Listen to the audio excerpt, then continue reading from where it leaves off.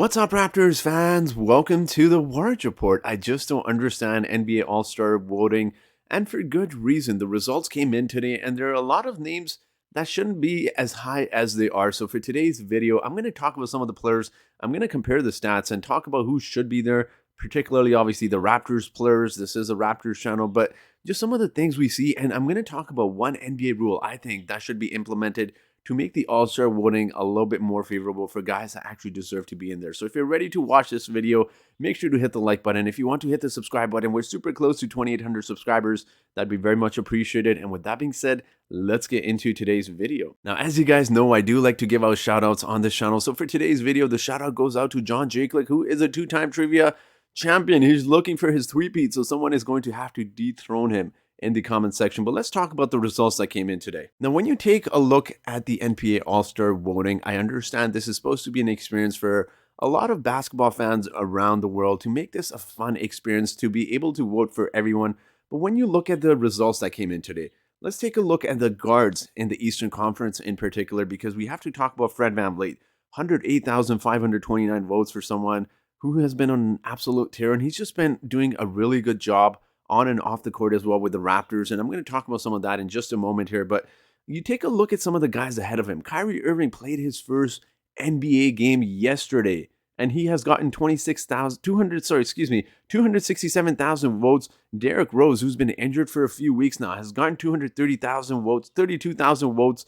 And it just seems a little bit unfair to the guys that actually deserve it. Heck, I think Darius Garland should be up there as well. His team is having a really good season.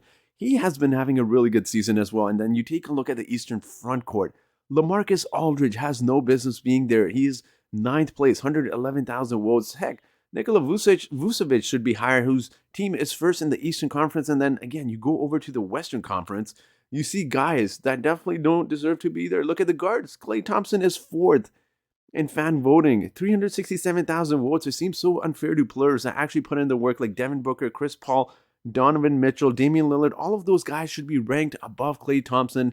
And I really feel like the NBA needs to implement a rule where you need to play a certain amount of games to be able to vote for a certain player. Imagine a player not even playing a couple of games and being voted into the NBA All-Star game. It seems a little bit unfair to a lot of players, especially when you take into consideration, guys, that a lot of players get major bonuses for making the NBA All-Star game. So it seems a little bit unfair, and the rule just does not make sense to me. I understand that this is supposed to be a fun experience for fans, but when you talk about some guys that have been really putting in work, and some fans, those 267,000 votes, nothing against Kyrie Irving, guys, those 267,000 votes, had Kyrie Irving not been eligible, could have gone to other players as well. So I think it's just a little bit unfair with the fan voting and how it is. I think the NBA definitely needs to implement some sort of rule.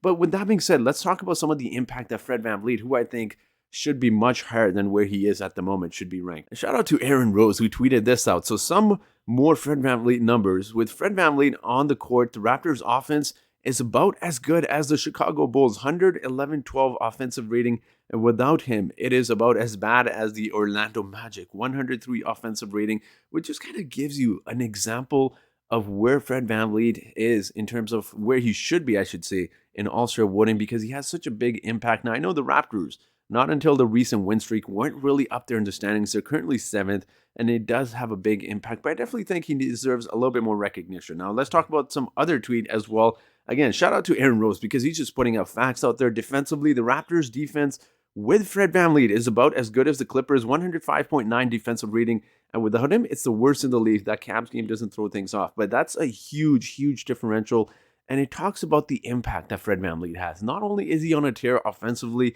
the impact he has defensively is very underrated as well. Now, I want to use this example because when we talk about All-Star voting, as you see there, Derrick Rose was much above Fred VanVleet in All-Star voting, and I get it, guys, it's a popularity contest, but this just does not make sense. How do you vote for Derrick Rose, who's averaging 12 points, 3 rebounds, and 4 assists, over a guy who's putting up some big numbers, 21.3 points, 1.6 steals, 6.7 assists, 4.9 rebounds for a guy who's a 6 foot. He's doing a great job on just the offensive side. We saw games where he's just doing such a great job of locking up Stephen Curry as well. So he's a great defensive guard. I think he deserves a lot more recognition, but we need to talk about the other Raptor player as well. who is not even in the All-Star voting at all. And that is Pascal Siakam. Now, I know I talked about players having to play a certain amount of games, but I feel like Pascal Siakam has played a good amount of games where he deserves some sort of recognition for and potential. Again, I wouldn't say he deserves to be a starter, but he definitely deserves to at least be in the top 10 All-Star voting. He's averaged about 20.4 points since his return from his shoulder injury, 4.4 rebounds, assists, and 8.4 rebounds, as compared to LaMarcus Aldridge, who's averaging 13.7 rebounds and 5.8, or I should say 13.7 points and 5.8 rebounds. It's just not acceptable. When you take a look at some guys that are putting in work, LaMarcus Aldridge at one point during the season was benched because he was not in the rotation at all.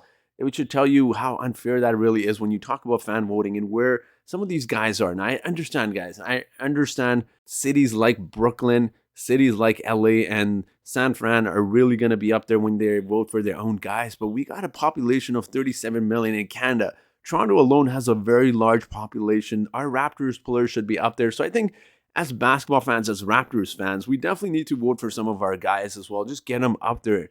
I understand they may not be starters, but they definitely deserve some more votes. So I think we need to rally together as Raptors Nation, really vote for these guys. But I do want to ask you guys, do you agree with my rant and the rule I discuss about the NBA implementing a rule where certain players, or I should say players, have to play a certain amount of games to be considered into the All-Star game? Or do you disagree with me? Let me know your thoughts on this below, and let me know your thoughts below on the All-Star voting results so far. But I do want to talk about my trivia question for today, guys. So I know it is tempting to Google his statistics, but I want you guys to guess this. Since we're talking about Fred VanVleet, how many points did Fred VanVleet average in his first season with the Raptors? Is it A, 4.6? Is it B, 6.8? Is it C, 2.9? Or is it D, 8.6? So whoever answers this trivia question correctly first in the comment section gets a shout out in my next video.